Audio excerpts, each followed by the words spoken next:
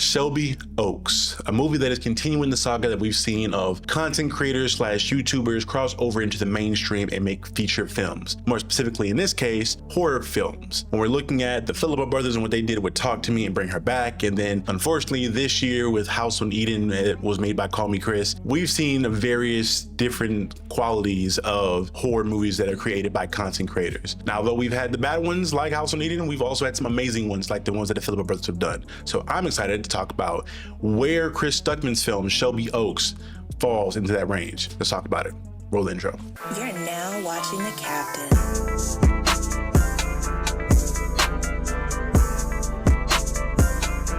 So before we get started, I want to let you guys know two things. First and foremost, I have no kind of relationship or thought process on Chris Stuckman as a creator. I know who he is and know of him and his channel because he's one of the bigger movie review channels on the platform. And I've seen him around, I've heard his name, but I've never really tapped into his channel to know what kind of person he is, what kind of content he creates, and how he creates his content. So if he's one way or the other, I don't know. So going into this movie and reviewing this movie, I went in from the aspect of just really wanting to see, as an aspiring content creator myself and one day aspiring film director, film writer, what this looks like and people that are given opportunities that are in the realm that we are in, how that translates. So I'm going into this very unbiased, very much so with an open mind. Secondly, I want to let you guys know that we're going to review this thing in two standpoints like we normally do. First, I want to get into the cinematic stuff and what makes a movie in my opinion. And then the second half will be more of the plot synopsis, plot explained portion of the movie, or of the review, I'm sorry. I want to talk about how this movie was shot. This movie was shot in a multitude of ways being very interesting. See, you have your more modern, really like, I guess, 4K cinematic shots, for lack of a better term, that you would expect out of a modern day movie. But then it's mixed in with a lot of like found footage stuff, and then also shot in a way of a documentary. Because the way this movie opens up, it opens up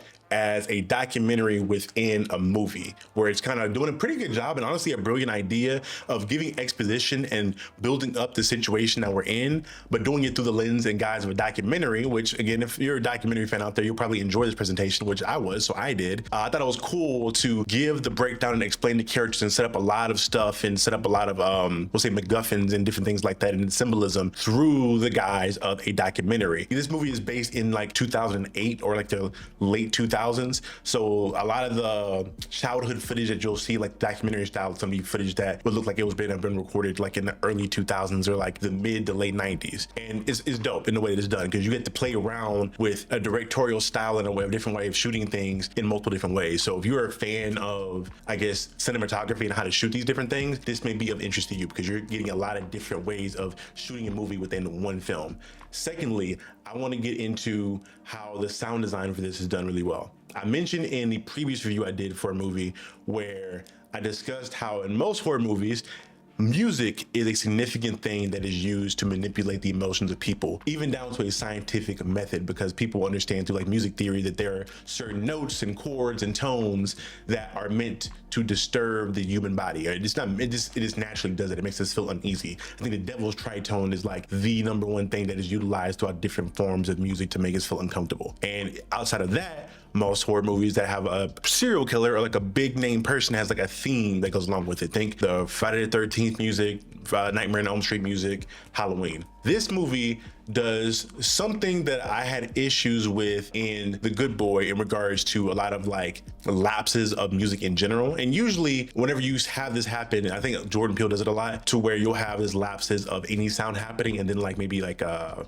hit of like a couple notes here and there to kind of like let you know that things are moving. It's meant to like imitate you, I guess, holding your breath, or it's meant to make you hold your breath, and for lack of a better term. When movies do this, I think it's done really well. I think it's a good tool to use, but in the case of The Good Boy, I think in certain moments of that film, that it was used a little too long and it made the scenes kind of drag out a little bit. This movie was really on the cusp of that in a lot of different scenes where it was doing so, but I think the sound design was done so well that it kind of didn't overstay its welcome. And also additionally with the sound design, there's a lot of symbolism with certain sounds. So instead of having certain music music be the cue for when evil stuff is going to happen, you would get certain sound cues. And in this movie, I guess to give slight spoilers, it is the dog sounds. Like dogs barking is like a significant determining factor of when fucked up things are about to happen. Additionally, I do want to talk about how lighting for this is used in a really brilliant way. More so in the second half, they do a good job of keeping to the cardinal rule of not showcasing your big bad in its full glory too soon. You want to usually say that for the climax or for like just the ending of the film. I don't know how much input Mike Flanagan had on the film at all, but if I had to guess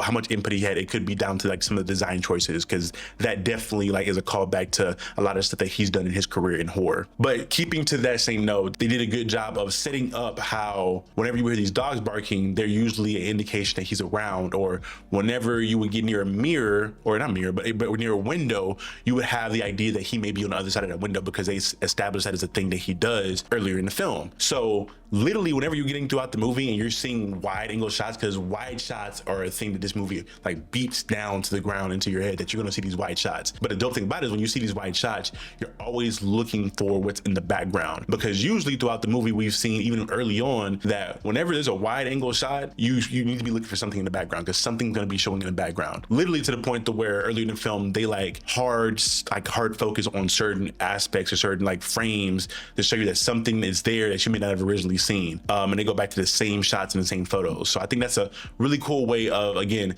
making sure you're always putting your audience on the edge of their seats without having to overdo music or overdo actors acting in a certain manner. You can just literally show a type of shot or have a certain sound go off, and now I'm immediately like on the edge of my seat, because you establish these things as something for me to worry about. And last thing that I will get into in regards to the movie making is, and additionally, it's kind of an addition to the lighting, but more so in the lighting of a lot of the intimidating things. There's a scene later on in the film that we get to that you see in the trailer a lot, where you're encountering this older woman and you don't really see her face for the most part. You see like shadow over her face, and because she has this long like matted like really dirty hair that makes her even more creepy. Whenever she's in like a long shot, like you're seeing her from a little bit of a distance and she's talking to you, but you're trying really hard to make out what her face looks like to see if she's a demon or actual person. And because the shadow that they use is like always cloaking her face and then her hair's in her face a little bit, it does a great job of making you kind of even sit on the edge of your seat even more. Again, if I had to say that this movie did anything amazingly well, it was the creation of suspense and making the audience really like worried about what was going to happen to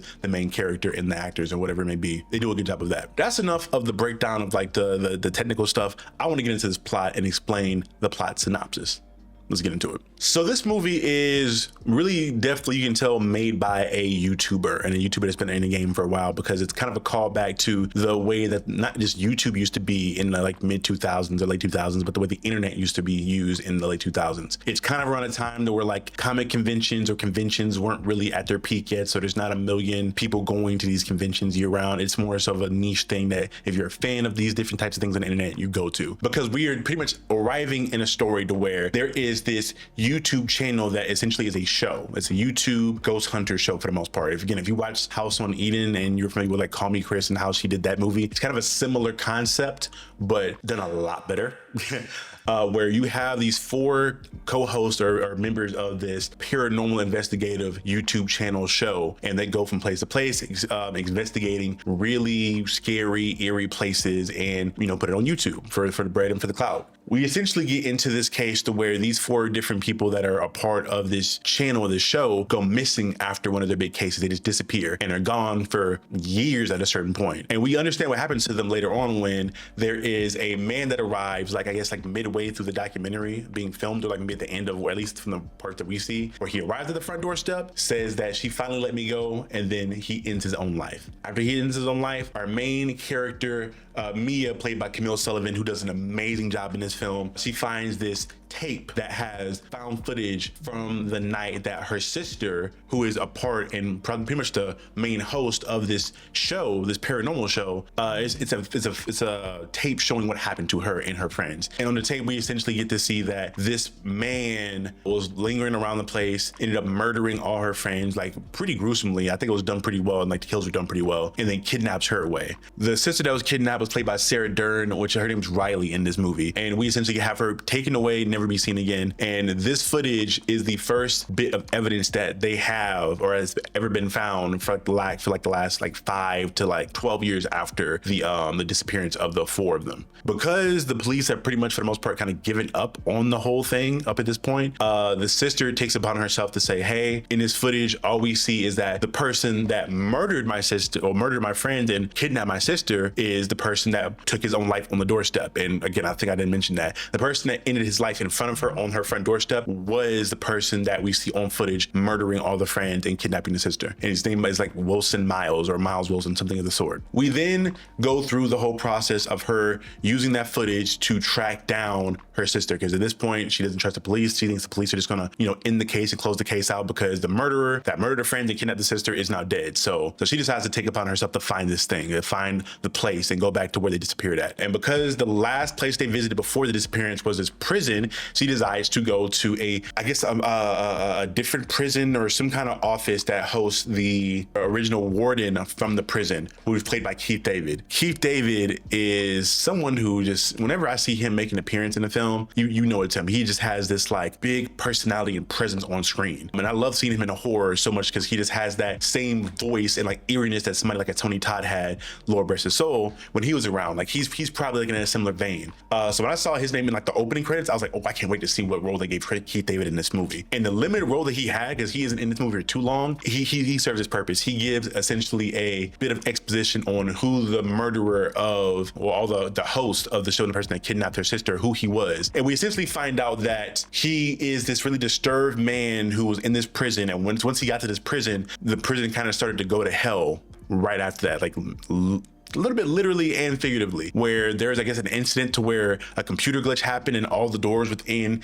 the death row side of the prison opened up, and there's this big riot where people were murdering each other and fighting and whatnot, but he stayed within his cell staring out the window the entire time. We find out not so long after this, and maybe a little bit before this, we find out that Mia's sister Riley was a little bit like a clairvoyant, where she would always have these nightmares and premonitions of different places in the future, but not only that, but see this monster outside of her window all the time. And we find out that she stopped having these nightmares when she turned 13. And when she turned 13, that was the same time of when Miles, the person that murdered everyone, went into the prison that Keith David was overseeing. And she only continued to have her nightmares, or not, because she didn't continue to have nightmares. She started to kind of feel eerie and have a similar feeling as she did as a child once he was able to break out of the prison. And that kind of led to him kidnapping her and yada, yada, yada. We find out not only did that stuff stop, but we find out through photography that was taken, it's kind of like a screenshot, I guess, that was taken from the video. We find out that Mia grew up with a lot of these issues having plagued Riley.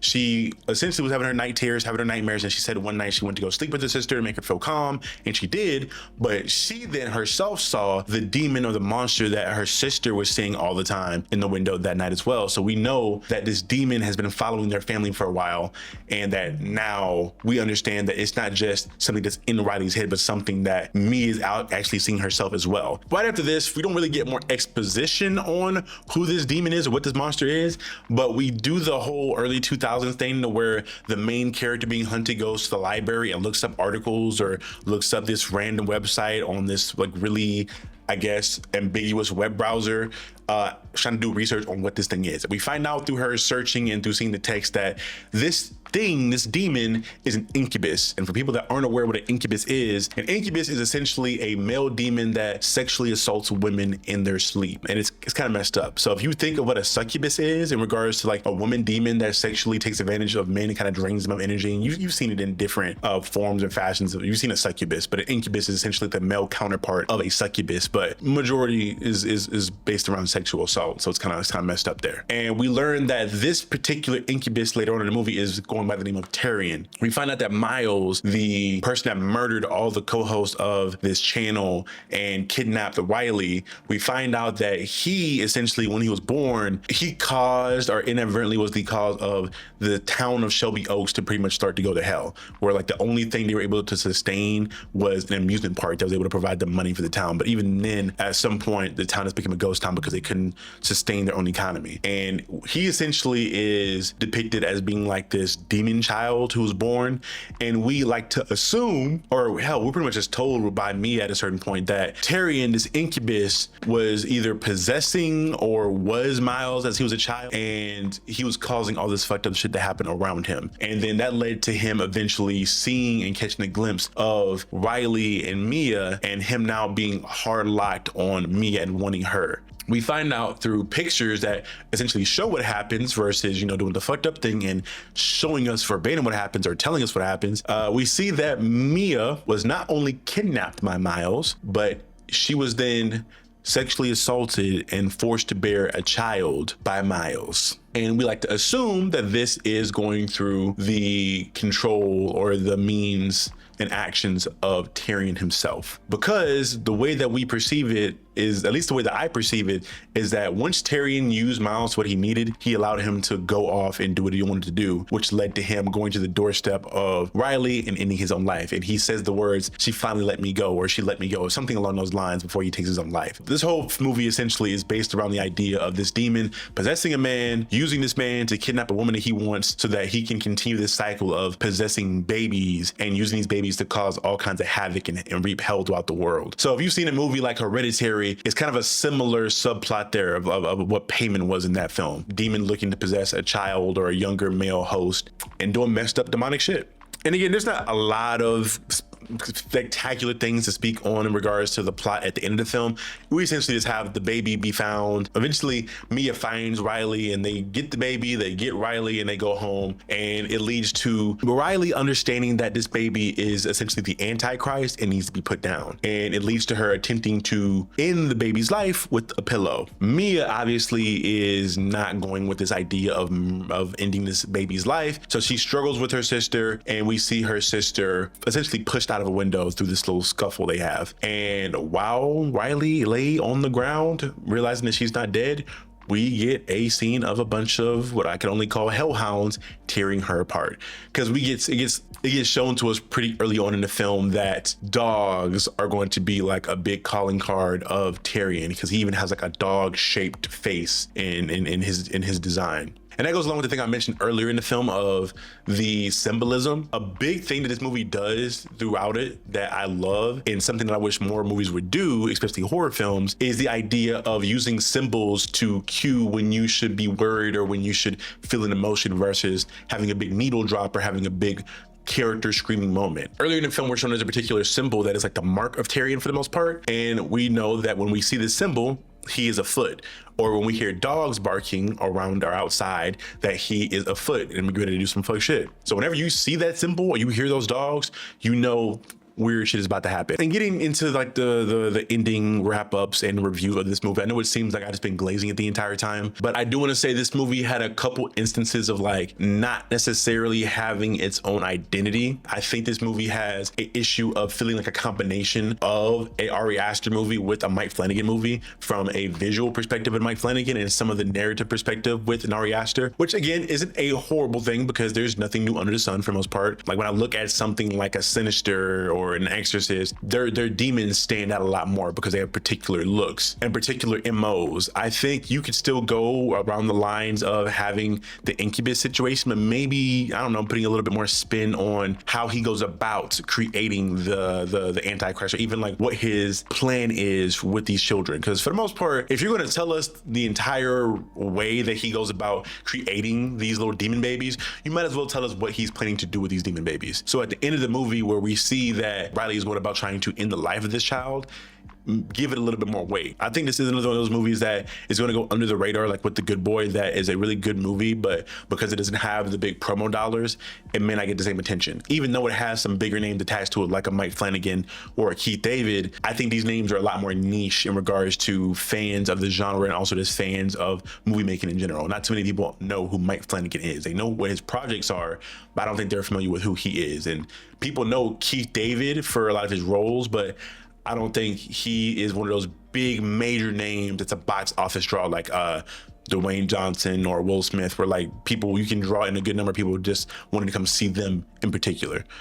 So all in all, I would probably give this movie like a solid like 8 out of 10. I think this movie was good enough to be an 8. It's a movie I would definitely see again, especially in a group setting. I think this is one of those movies that you definitely want to have for a movie night with friends. And I think it's a movie that could spark a lot of conversation after the fact. Like it's one of those fun ones. So again, if you guys have not seen Shelby Oaks, I recommend you guys go see this movie whenever you get a chance. It's not one of those movies I would rush to the theaters to go see, but if you have something that if you have a hankering to go to the movies and you want something that you feel like is going to be worth the money, I think this movie is worth the money. Again, you guys let me know in the comment section below if you agree with me, if you guys think I am full of shit, if you guys are interested in seeing this movie and my video caused you to go want to check it out. That works too. But again, my name is Captain Diesel. This is Captain Diesel's Dojo. If you guys have made it this far into the video, it means you like the video to some form or fashion. So please do me a favor and like the video, subscribe to the channel, and hit that bell notification so that you're alerted to all the time when I drop videos and not just sometimes. And also, if you're in a mobile version of the YouTube app, there's a new function they have called the hype button that gives you ability to hype a video, which essentially is like this free points you give out that you have each week. You have a certain amount of each week, and you can hype a video and it puts it into the zeitgeist of a bigger audience in regards to people seeing your channel on YouTube. So it really helps out smaller creators like myself. So again, this has been Captain Diesel of Captain Diesel's Dojo. Thank you guys so much for showing up and watching the video, and I will see you guys next time. Be good people. Peace.